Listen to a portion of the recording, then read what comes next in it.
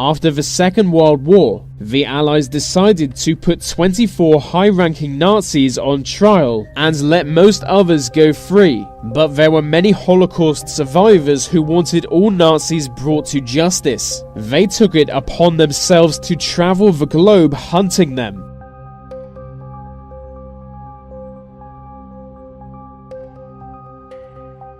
Adolf Eichmann was a major figure of the Holocaust.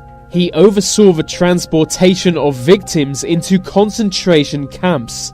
When the war ended, Holocaust victims named him as a notorious figure, but Eichmann had escaped Germany under the name Ricardo Klerett. He fled to Argentina and his family soon followed. The Nazi hunters would also follow soon. There was a German man living in the same city as Eichmann. He came to Argentina before the war began, and he recognized Adolf Eichmann. So he contacted the Nazi hunters and told them Eichmann was in Argentina. They soon learned that Eichmann's family were living with a man called Ricardo Klerett. It wasn't long before they realized it was him. A group of Nazi hunters went to Argentina, kidnapped him, took him to Israel, and put him on trial. In the first ever televised trial, he was given the death sentence. Abba Kovner was a Jewish poet who was able to escape the Nazis. In 1945, he founded a group called the Avengers. It was made up of 60 Holocaust survivors who wanted revenge against the Nazis. After identifying a former Nazi, they would approach him disguised as police officers. After gaining his trust, they would strangle him to death. They wanted to kill as many Nazis as possible, so they resorted to mass murder. In 1946, they poisoned 3,000 loaves of bread in German POW camps. Several hundred died from it. It's unknown how many Nazis they killed, but it could be in the thousands. Investigations into them have been suspended as they only target former Nazi officials. Before the war ended, the Nazis built a system of escape routes. They knew escape would be needed if they were to lose the war. Their escape route system came to be known as rat lines.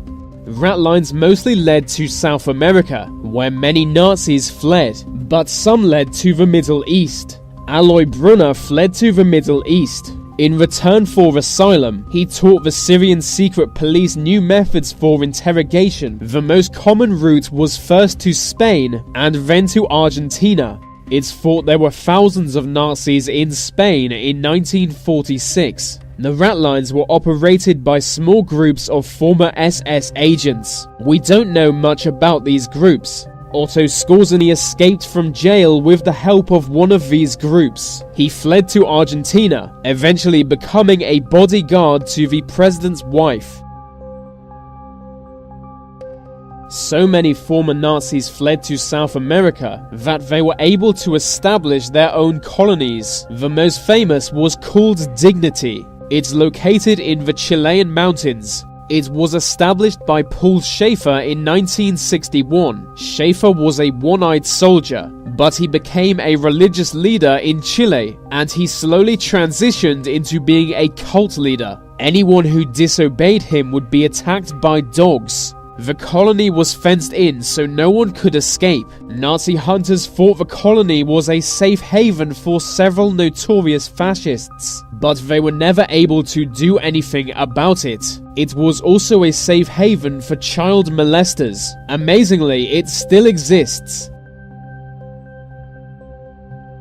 Argentina's dictator protected many Nazis. During the war, Argentina had close ties to Germany for two reasons. The first is the huge number of German people living in Argentina. The second is that Argentina hated Great Britain. Argentina did declare war against Germany in 1945, but they kept close ties until 1944. After the war, the Argentinian government was still sympathetic to Nazism, so they granted asylum to countless former Nazis. One former Nazi even became an advisor to the Argentinian dictator.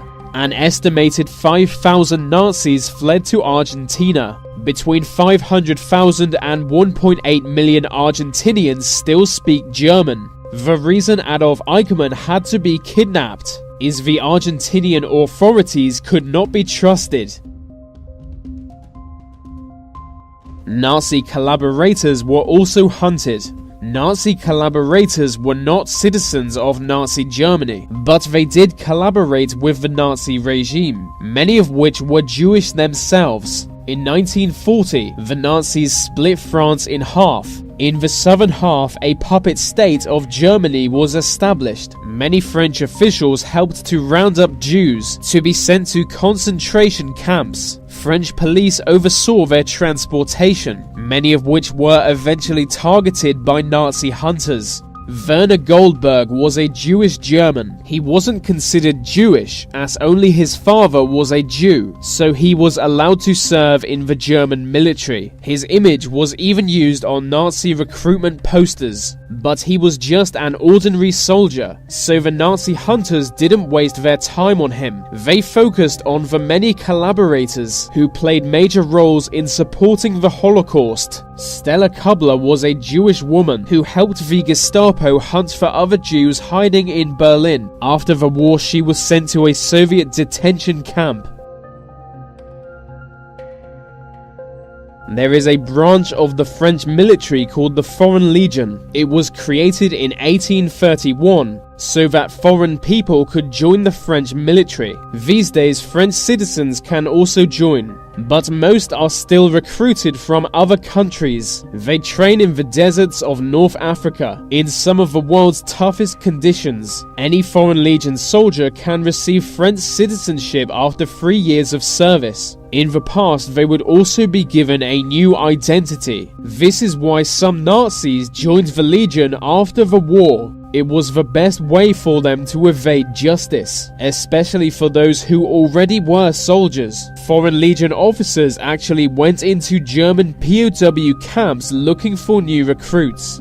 There are no public documents relating to this for obvious reasons, so we can't know how many Nazis joined the Legion and were given new lives in France.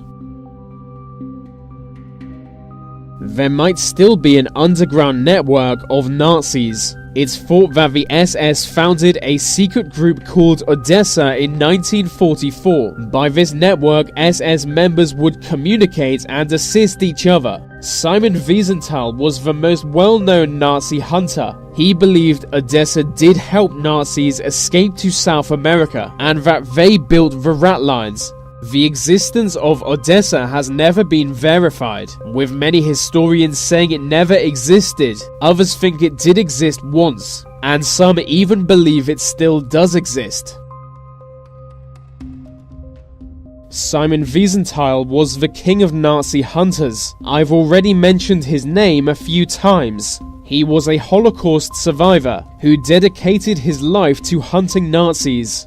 He was behind the first major attempt to bring escaped Nazis to justice, and he's been credited with bringing several hundred to justice. He identified over 2,000 Nazis, some of which were put on trial. Without him, Adolf Eichmann would never have been put on trial in Israel. Joseph Mengele was also brought to justice by Simon Wiesenthal.